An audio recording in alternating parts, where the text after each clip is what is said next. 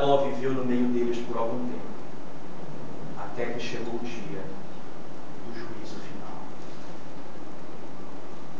E o fogo vem do céu, com enxofre, e consome toda aquela nação. Mas como Ló havia sido resgatado por Abraão, nós fomos resgatados por Cristo. Essa ira, esse fogo, não cairá sobre nós. Nós seremos tirados. Seremos tirados para ver a destruição.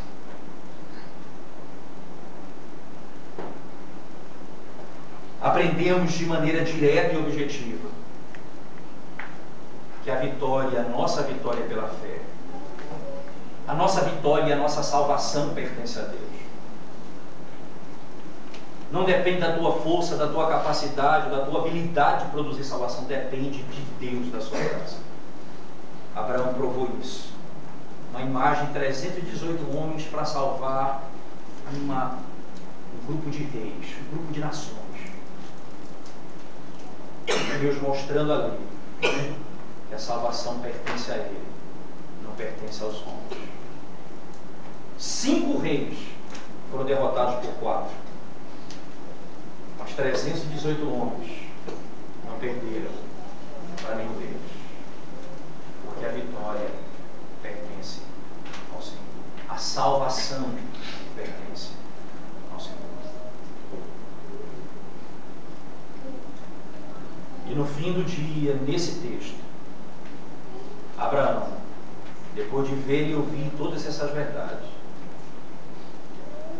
ele oferece ao Deus Altíssimo essa convicção, dizendo: tudo que eu tenho é do Senhor. A minha vitória é do Senhor. O que eu possuo é do Senhor. Então ele dá o dízimo de tudo quanto ele tem, dizendo: tudo que eu possuí, tudo que eu adquiri, a minha vitória nessa batalha e o que eu tenho vem do Senhor.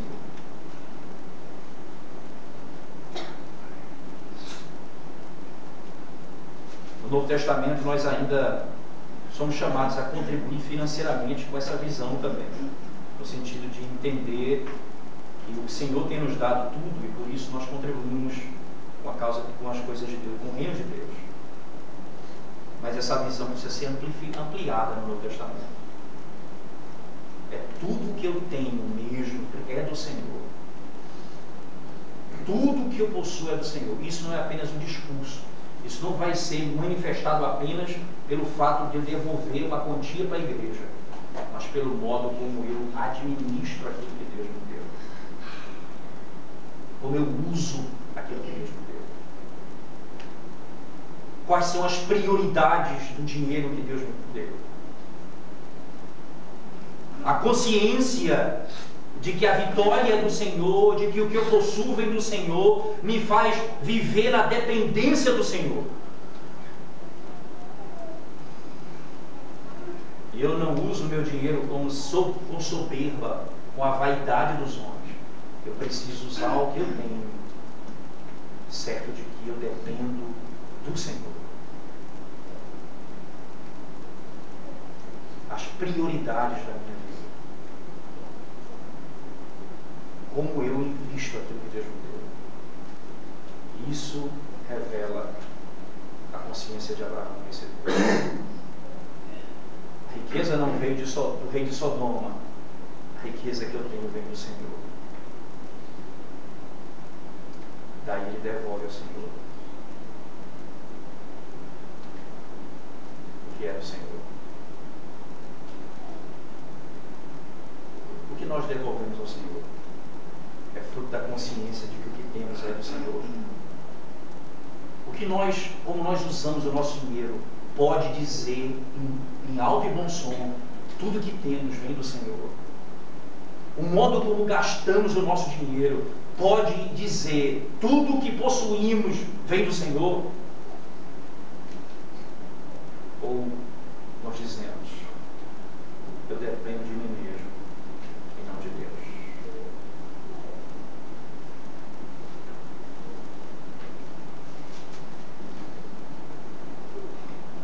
fim, e a última aplicação de todos, ele é aqui, sem dúvida, o tipo de Cristo. Porque ele, nesse texto, deixa a sua vida tranquila dessa caminhada para ir libertar Ló do meio dos inimigos. Depois que o faz, o que ele quer e o que ele vai ganhar é aquilo que é devido a ele, dado por Deus, não os bens dessa terra, a riqueza desse mundo, mostrando categoricamente que o reino de Deus não está aqui nesse mundo, não é da natureza desse mundo. O reino de Deus é espiritual. Abraão aqui nesse momento já revela verdades neotestamentárias de grande valor para a igreja.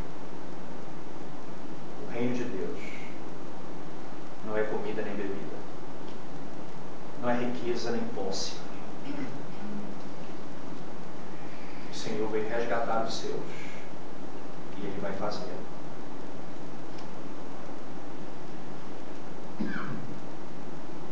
Por que Abraão não quis nada de riqueza?